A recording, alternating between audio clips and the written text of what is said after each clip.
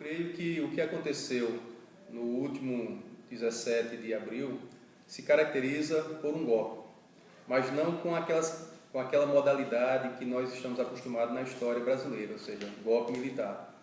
O que nós tivemos é um processo muito mais sutil, que se caracteriza a partir de uma articulação envolvendo várias frentes, ou seja, uma frente parlamentar, articulada também com a mídia, a grande mídia brasileira, e com setores do judiciário. Então, esses três setores, ou seja, mídia, parlamento e segmentos do judiciário, vêm há algum tempo, eu diria mais precisamente após a eleição da Dilma, em 2014, priorizando todo um processo na média duração de orquestração daquilo que ficou conhecido no último domingo, no dia 17, que foi justamente tirar a presidenta sob o argumento das chamadas pedaladas fiscais, ou seja, onde a gente sabe, e muitos juristas têm dito isso, não há crime de responsabilidade. Mas precisava-se de um argumento. E esse argumento, ele se articula a uma crise política que também é econômica, e sob o efeito midiático de que o Brasil agora vive um inferno e, portanto, o PT e a presidenta são responsáveis diretamente por ele. Eu questiono aqueles que dizem que isso é um impeachment, que é um processo legal. De fato, o impeachment está na Constituição, mas a forma como a Dilma está sendo apeada do poder é extremamente, eu diria assim, marcado por esse viés do golpe, uma vez que as acusações que pairam sobre elas são bastante frágeis e que não caracterizam, vamos dizer assim, uma negatividade, um crime de responsabilidade feito diretamente pela presidenta.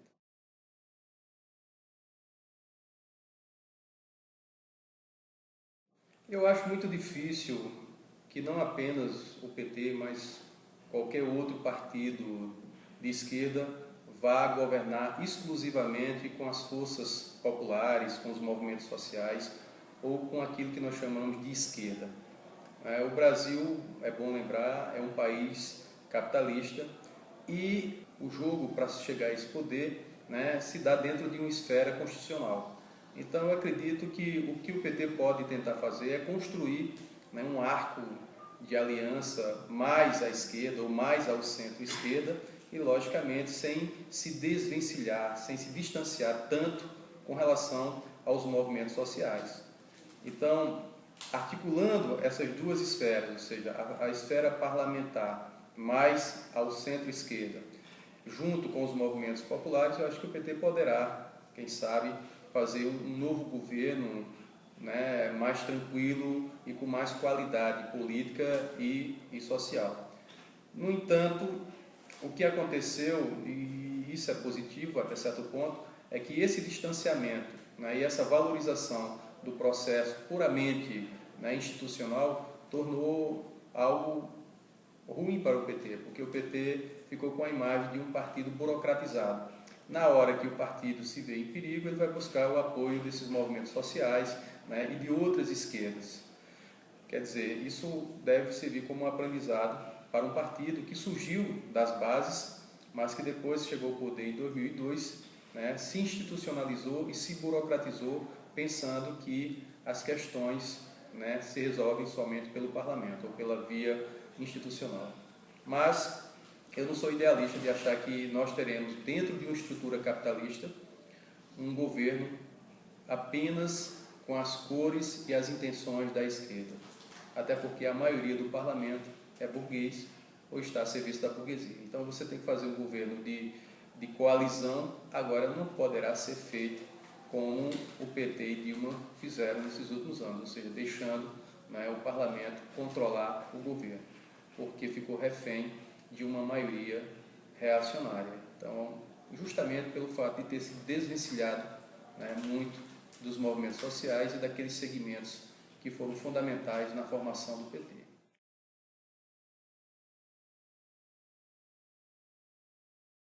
De fato, acontece no Brasil um semipresidencialismo. Por quê? Porque nós temos um presidente que torna-se na maioria das vezes, sobretudo em momentos de crise, como nós estamos vendo agora e vimos também em 64, refém do parlamento. E quando o parlamento tem uma maioria hostil, né, ao chefe do executivo, aí mais ainda, né, percebe-se essa força, essa expressão do parlamento brasileiro, que caminha de acordo muito com as suas necessidades, uma vez que nós não temos no Brasil uma cultura, né, de fidelidade partidária. Os partidos que nós temos aqui não representam os interesses ideológicos das classes ou dos grupos e segmentos, né? Você tem aqui um monte de partidos com várias denominações, mas que não correspondem, né, de fato àquilo que eles dizem, pelo menos em termos teóricos. O que nós temos de fato é um tipo de partido de resultados, ou seja, e que está muito associado às suas necessidades mais imediatas. Então, sem reforma política, nós não temos e não vamos ter, né, uma consistência política ideológica que seria necessária para fortalecer tanto o presidencialismo como o próprio parlamento. Mas o nosso sistema, de fato, ele é semipresidencialista.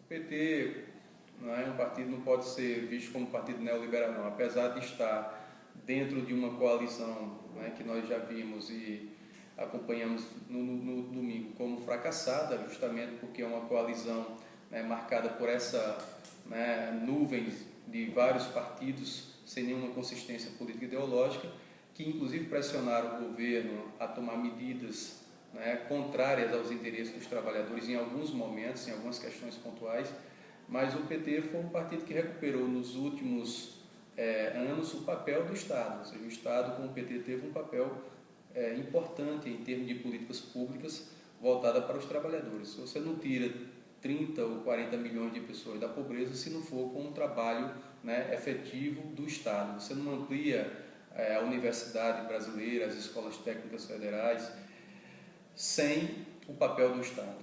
Então, ser um partido neoliberal é justamente estar contra essa função política do Estado. E isso aconteceu muito no governo Fernando Henrique Cardoso, né? O PT não privatizou a Petrobras, não privatizou o Banco do Brasil nem a Caixa Econômica, ao contrário.